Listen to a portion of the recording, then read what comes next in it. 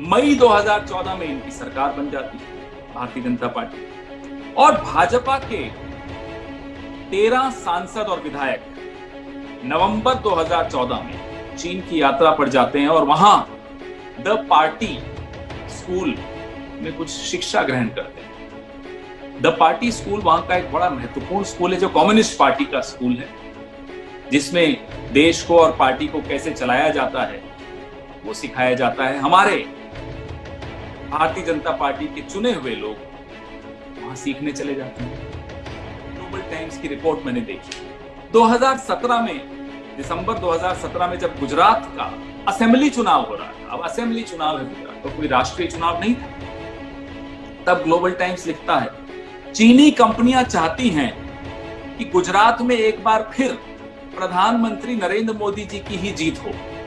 ये global times कह रहा है। कई चीनी कंपनियों को विश्वास है कि भारत एक नए और बड़े बाजार के रूप में तैयार हो रहा है।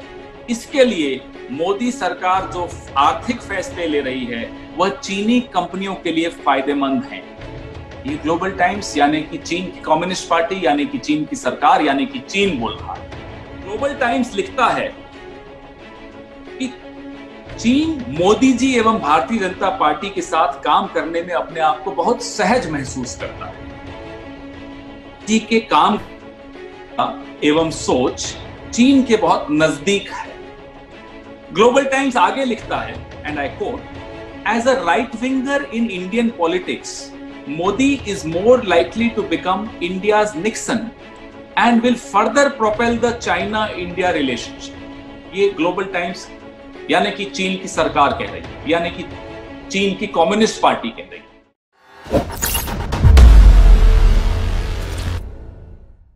आज देश की सीमाओं के सामने एक गंभीर चुनौती आई है।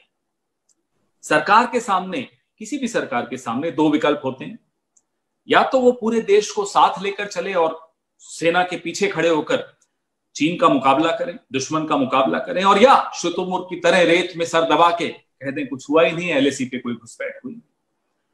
अफसोस की बात यह है कि मोदी सरकार ने एक तीसरा रास्ता चुना, जहां जो भी सेवानिवृत्त हमारे सैन्य अधिकारी हैं, या सुरक्षा विशेषज्ञ हैं, या विपक्ष हैं, या मीडिया कर्मी हैं, कोई भी अगर सीमा की जो अखंडता है उस पर सरकार से सवाल पूछे या सरकार को आगाह करे, जैसा कि मई से ही कुछ लोग आगाह कर रहे थे जो एक्सपर्ट्स हैं, उनको लाल आंख दिखा दी जाए। ये रास्ता चुना है सरकार ने। आप उन लोगों को लाल आंख दिखा रहे हैं जो आपके घर में बैठकर आपको आगाह कर रहे हैं कि साहब अपने घर की सीमाओं को हमें बचाना है, वहां दुश्मन आ चुका है, और दुश्मन को आप क्लीन चिट दे रहे हैं। ये इस देश के इतिहास में पहली बार हुआ। प्रधानमंत्री का वक्तव्य कि कोई घुसपैठ हुई ही नहीं, उसको आज तक चीन पूरे विश्व समुदाय को दिखा रहा है कि देखिए भारत के प्रधानमंत्री स्वयं बोल रहे हैं कि चीन अपने ही भूभाग पर है और हमारे भूभाग में गलवान है। ये चीन के वक्तव्य। जब रोष बढ़ा, लोगों को गुस्सा आया, हमारे कई रिटायर्ड जनरल्स के ट्वीट्स उस रात के हम सबने देखे और आंखों में आंसू आ गए, जहां वो कह रहे हैं कि हम किस सीमा के लिए लड़ रहे हैं जब हमारे देश के प्रधानमंत्री ऐसी बात कर रहे हैं। वो आनंद फानंद में दूसरे दिन प्रधानमंत्री कार्यालय प्रधानमंत्री के वक्तव्य का खंडन कर, यह भी इस देश के इतिहास में पहली बार हो रहा है कि प्रधानमंत्री के वक्तव्य का खंडन प्रधानमंत्री कार्यालय करे, वो भी इतने महत्वपूर्ण मुद्दे पर। दोस्तों, कूटनीति के दो उद्देश्य होते हैं हर देश के लिए। एक कि जो हमारे आर्थिक हित हैं उनकी रक्षा हो, और दूसरा हमारे जो सामरिक हित हैं उनकी रक्षा हो। यही दो मुद्दों के लिए कूटनीति का जन्म हुआ। और कूटनीति के माध्यम क्या हैं? एक तो परंपरागत माध्यम होते ही हैं जो सरकारें जिन पर चलती हैं, और party to party, organisation to organisation, संगठन टू संगठन, एक ट्रैक 2 और ट्रैक 3 के भी माध्यम होते हैं कूटनीति के। जब राजनाथ सिंह जी भारतीय जनता पार्टी के अध्यक्ष थे, तब चीन की कम्युनिस्ट पार्टी के प्रतिनिधि मंडल 30 जनवरी 2007 को उनसे मिलने आया। और क्या बात हुई, क्या प्रेस रिलीज आई कि भारतीय जनता पार्टी और चीन की कम्युनिस्ट पार्टी के ऐतिहासिक संबंध हैं। 17 अक्टूबर 2008 चीन की कम्युनिस्ट पार्टी के पोलिट ब्यूरो के सदस्य एक प्रतिनिधि मंडल में राजनाथ सिंह जी से मिलने आए, अध्यक्ष थे राजनाथ सिंह जी। फिर यह दोहराया गया कि चीन की कम्युनिस्ट पार्टी और भारतीय जनता पार्टी के संबंधों को सुदृढ़ किया जाए, मजबूत किया जाए।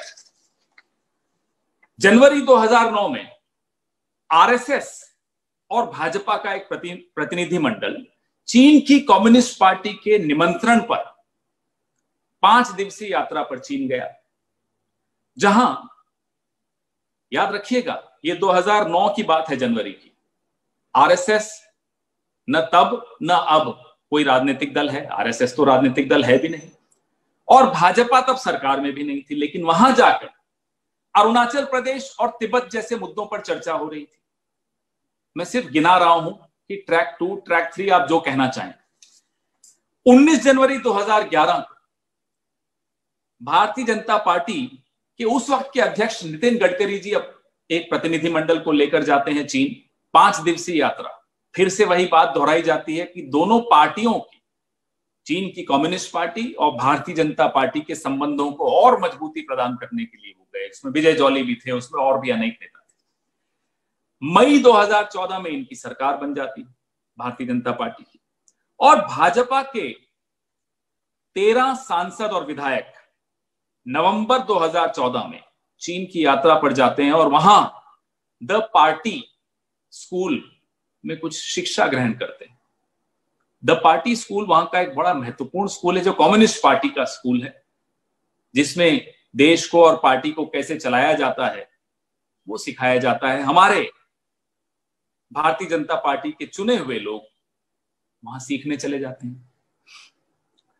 देखिए, ये सब बातें तो मैंने आपको गिना दी। साथियों, नरेंद्र मोदी जी के चीन से संबंध कोई आज के नहीं, पुराने संबंध हैं। गुजरात में जब माननीय नरेंद्र मोदी जी मुख्यमंत्री थे, तो उस वक्त की परिस्थितियां ऐसी थी कि सिर्फ 1 या 2 देश थे जिन्होंने उनसे संबंध बनाए और संबंध रखे। चीन उनमें से प्रमुख था। 4 बार नरेंद्र मोदी जी ने चीन की यात्रा की। अनेक बार चीन के अलग अलग महत्वपूर्ण पदों पर आसीन लोग गुजरात आए। गुजरात में कई करारनामे हुए। गुजरात के बच्चों को क्रीड़ा, स्पोर्ट्स की ट्रेनिंग देने के लिए चीन से करारनामे हुए। वाइब्रेंट गुजरात में अनेक करारनामे चीन के साथ हुए। तो ये संबंध जगजाहिर हैं। 2014 मई में जब प्रधानमंत्री बने मोदी जी, तो ग्लोबल टाइम्स क्या है? ग्लोबल टाइम्स चीन सरकार और चीन पार्टी का मुखपत्र माना जाता है। जैसे हमारा कांग्रेस संदेश कांग्रेस का माना जाता है, पांचजन्य इनका माना जाता है, स्वराज ऑफ इंडिया आप तो सबसे वाकिफ ही हैं। तो ग्लोबल टाइम्स लिखता है कि चीन मोदी जी एवं भारतीय जनता पार्टी के साथ काम करने में अपने आप को बहुत सहज महसूस करता है। जी के काम एवं सोच चीन के बहुत नजदीक है। ग्लोबल टाइम्स आगे लिखता है, and I quote, as a right winger in Indian politics, Modi is more likely to become India's Nixon and will further propel the China India relationship. ये ग्लोबल टाइम्स यानी कि चीन की सरकार कह रही है, यानी कि चीन की कम्युनिस्ट पार्टी कह रही है। और हम सबने देखा कि मोदी जी और चीन के राष्ट्रपति जहां साबरमती के किनारे 2014 में झूला झूलते हुए फोटो खिंचवा रहे थे, वहीं उसी दिन उसी वक्त चीन के सैनिक लद्दाख के चुमार इलाके में घुसपैठ कर रहे थे। साथियों, चुमार पर चीन पीछे कब हटा? सशर्त हटा। शर्त क्या थी?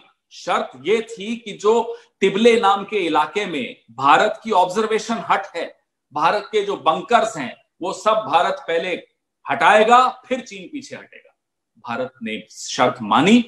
तिबले में हमने अपना ऑब्जर्वेशन हट हटाया, अपने बंकर हटाए और चीन पीछे हटा।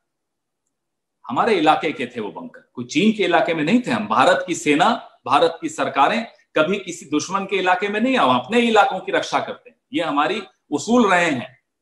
तब भी हम यही कर रहे थे, लेकिन पीछे हटे। 2017 में जब डोकलाम हुआ, वो भी आप सबने देखा, किसी से छिपा नहीं हुआ। 73 दिनों का एक डेडलॉक हुआ। उसके पश्चात दोनों सेनाएं पीछे हटी। और आज तक लगातार खबरें आ रही हैं कि चीन ने वहां अपनी निर्माण गतिविधियां जोरों शोरों से बढ़ा कई कई निर्माण कर लिए। मोदी जी ने कुछ नहीं बोला।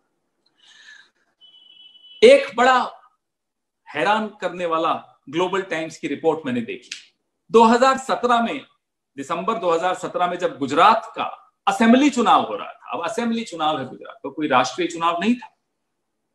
तब ग्लोबल टाइम्स लिखता है चीनी कंपनियां चाहती हैं कि गुजरात में एक बार फिर प्रधानमंत्री नरेंद्र मोदी जी की ही जीत हो। ये ग्लोबल टाइम्स कह रहा है। कई चीनी कंपनियों को विश्वास है कि भारत एक नए और बड़े बाजार के रूप में तैयार हो रहा है। इसके लिए मोदी सरकार जो आर्थिक फैसले ले रही है वह चीनी कंपनियों के लिए फायदेमंद हैं। ये ग्लोबल टाइम्स यानी कि चीन की कम्युनिस्ट पार्टी, यानी कि चीन की सरकार, यानी कि चीन बोल रहा है। गुजरात चुनाव गुजरात में हो रहा है। उम्मीद चीन की कंपनियां लगाए बैठी हैं कि मोदी जी जीत जाए। आज जब चीन की सेना ने भारत के लद्दाख में, गलवान इलाके में, गलवान घाटी इलाके में, हॉट स्प्रिंग्स में, पैंगोंग झील के इलाके में अगर घुसपैठ की है, तमाम सैन्य मामलों के जानकार बता रहे हैं कि घुसपैठ की है। भारतीय जनता पार्टी की लद्दाख की सभासद उग्रैन वह बता रही हैं, टेलीग्राफ को इंटरव्यू देकर बता रही हैं कि मैं बार बार सरकार को आगाह कर रही हूं कि हमारे इलाकों में चीन की सेना घुस गई है। मैं अपनी भेड़ जो वहां चराने जाते थे, हमारे लोग वहां नहीं भेज पा रहे क्योंकि चीन की सेना का कब्जा हो चुका है। ये तमाम लोग आज से नहीं, पिछले 50 दिन से सरकार को आगाह कर रहे हैं। हम यही तो जानना चाहते हैं। हम आपसे ये नहीं पूछ रहे मोदी जी कि चीन से आपकी घनिष्ठता का क्या राज है, हमें उसमें कोई रुचि नहीं।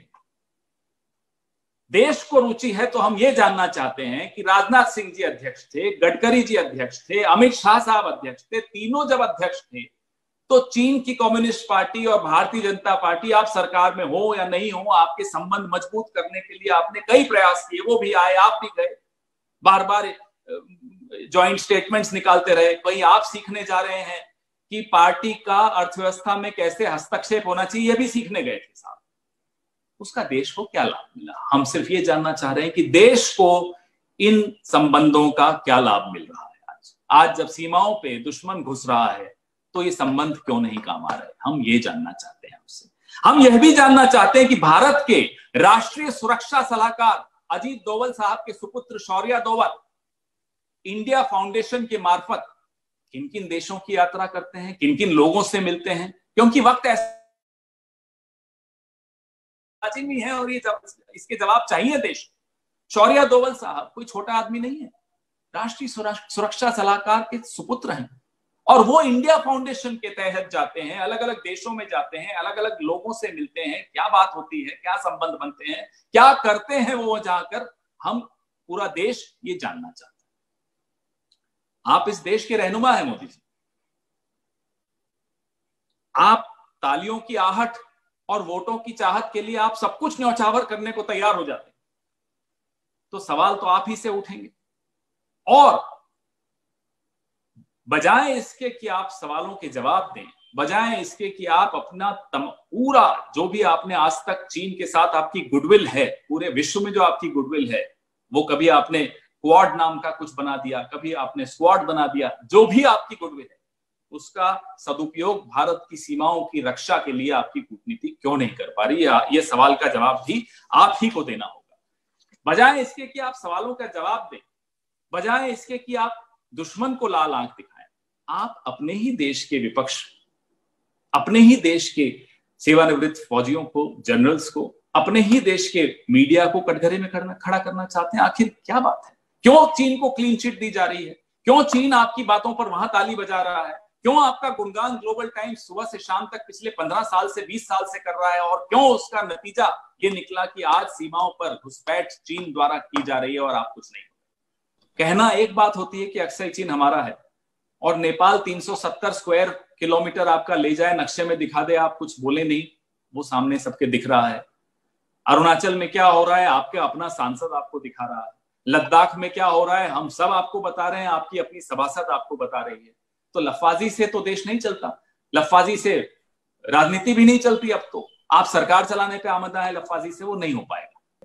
हाँ, चीन ने अपनी मंशा स्पष्ट कर दी ग्लोबल टाइम्स के आर्टिकल में। गुजरात के असेंबली चुनाव के वक्त की उम्मीद करते हैं मोदी जी फिर जीते हैं, उनकी आर्थिक नीतियों से चीन की कंपनियों को बड़ा लाभ होता है, भारत एक बड़ा मार्केट बन गया है चीन के लिए। ये सब उनकी सोच हो सकती है।